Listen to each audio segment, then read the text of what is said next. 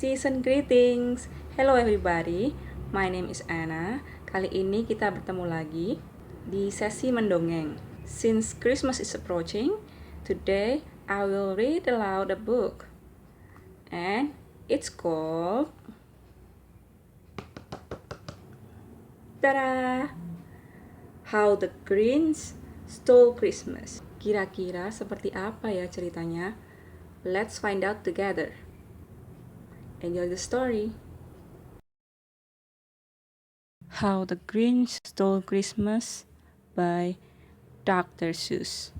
Every Who down in Whoville liked Christmas a lot, but the Grinch, who lived just north of Whoville, did not. The Grinch hated Christmas, the whole Christmas season. Now, please don't ask why. No one quite knows the reason. It could be his head wasn't screwed on just right. It could be perhaps that his shoes were too tight. But I think that the most likely reason of all may have been that his heart was 2 sizes too small. But whatever the reason, his heart or his shoes, he stood there on Christmas Eve, hating the Who's, staring down from his cave with a sour, grinchy frown at the warm lighted windows below in their town.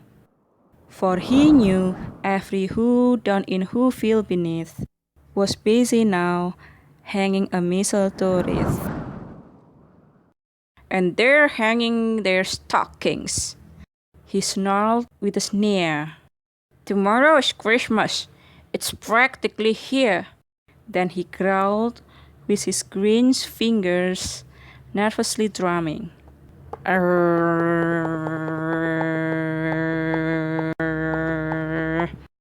I must find some way to stop Christmas from coming. For tomorrow he knew all the Who girls and boys would wake bright and early. They'd rush for their toys, and then, oh the noise. Oh the noise, noise, noise, noise. That's one thing he hated. The noise, noise, noise, noise. Then the Who's, young and old, would sit down to a feast, and they'd feast, and they'd feast, and they'd feast, feast, feast, feast. They would feast on Who pudding and rare Who roast beef, which was something the Grinch couldn't stand in the least. And then they'd do something he liked least of all. Every Who down in Whoville, the tall and the small, would stand close together with Christmas bells ringing. They'd stand hand in hand, and the Who's would start singing. They'd sing, and they'd sing, and they'd sing, sing, sing, sing. And the more the Grinch thought of this Who Christmas sing, the more the Grinch thought, I must stop this whole thing. Why, for 53 years, I've put up with it now. I must stop this Christmas from coming. But how? Then he got an idea. An awful idea. The Grinch got a wonderful, awful idea. I know just what to do. The Grinch laughed in his throat, and he made a quick Santa Claus hat and a coat. He chuckled and clucked. What a great Grinchy trick! With this coat and this hat, I look just like Saint Nick. All I need is a reindeer. The Grinch looked around. But since reindeer are scarce, there was none to be found. Did that stop the old Grinch? No. The Grinch simply said, "If I can't find a reindeer, I'll make one instead." So he called his dog Max. Then he took some red thread and he tied a big horn on the top of his head. Then he loaded some bags and some old empty sacks. On a ramshackle sleigh, he hitched up old Max. Then the Grinch said, "Get up!" And the sleigh started down toward the homes where the Whos lay a snooze in the town. All their windows were dark. Quiet snow filled the air. All the Whos were all dreaming sweet dreams without a care when he came to the first little house on the square. "This is stop number 1," the old Grinchy Claus hissed. And he climbed to the roof, empty bags in his fist. Then he slid down the chimney, a rather tight pinch. But if Santa could do it, then so could the Grinch. He got stuck only once, for a moment or two. Then he stuck his head out of the fireplace flue, where the little Who stockings all hung in a row. "These stockings," he grinned, "are the first things to go." Then he slithered and slunk, with a smile most unpleasant, around the whole room, and he took every present: pop guns and bicycle, roller skates, drums, checkerboard, tricycle, popcorn, and plum, and he stuffed them in bags. Then the Grinch very nimbly stuffed all the bags, one by one, up the chimney. Then he slunk to the icebox. He took the Who's fish. He took the Who pudding. He took the roast beef. He cleaned out that icebox as quick as a flash. Why, that Grinch even took the last can of Who hash. Then he stuffed all the food up the chimney with a glee. "And now," grinned the Grinch, "I will stuff up the tree." And the Grinch grabbed the tree and he started to shove when he heard a small sound like the coo of a dove. He turned around fast and he saw a small Who, little Cindy Lou Who was not more than 2. The Grinch had been caught by this tiny Who daughter who got out of bed for a cup of cold water. She stared at the Grinch and said, "Santa Claus, why? Why are you taking our Christmas tree? Why?"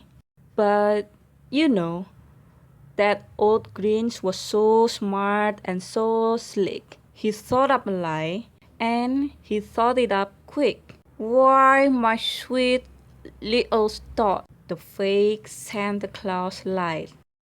"There's a light on this tree that won't light on one side. So I'm taking it home to my workshop, my dear.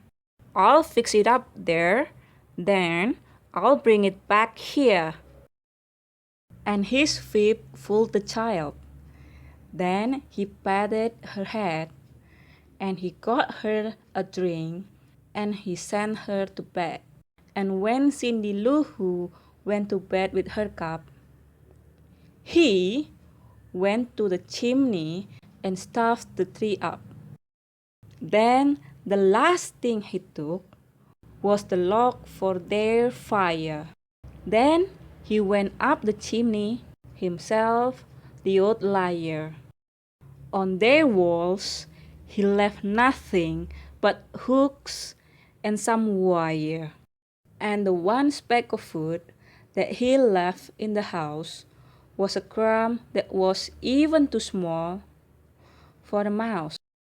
Then he did the same thing to the other whose houses, leaving crumbs much too small for the other whose mouses. It was 1:15.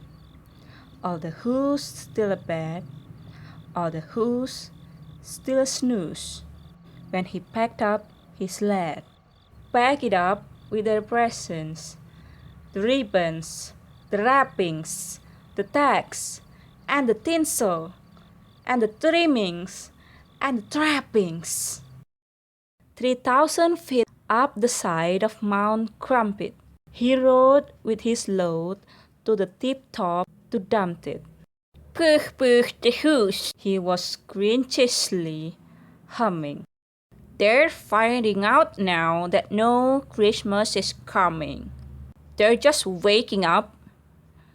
I know just what they'll do. Their mouths will hang open a minute or two, and the who's down in Whoville will all cry, boo-hoo!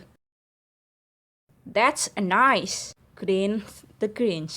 That I simply must hear. So he paused, and the Grinch put his hand to his ear, and he did hear a sound rising over the snow.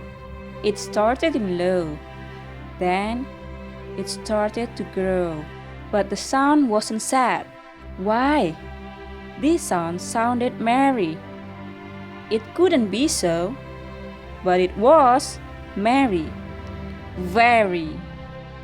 He stared down at Whoville. The Grinch popped his eyes. Then he shook. What he saw was a shocking surprise. Every who down in Whoville, the tall and the small, was singing without any presents at all. He hadn't stopped Christmas from coming. It came. Somehow or other, it came just the same. And the Grinch, with his Grinch feet ice cold in the snow, stood puzzling and puzzling.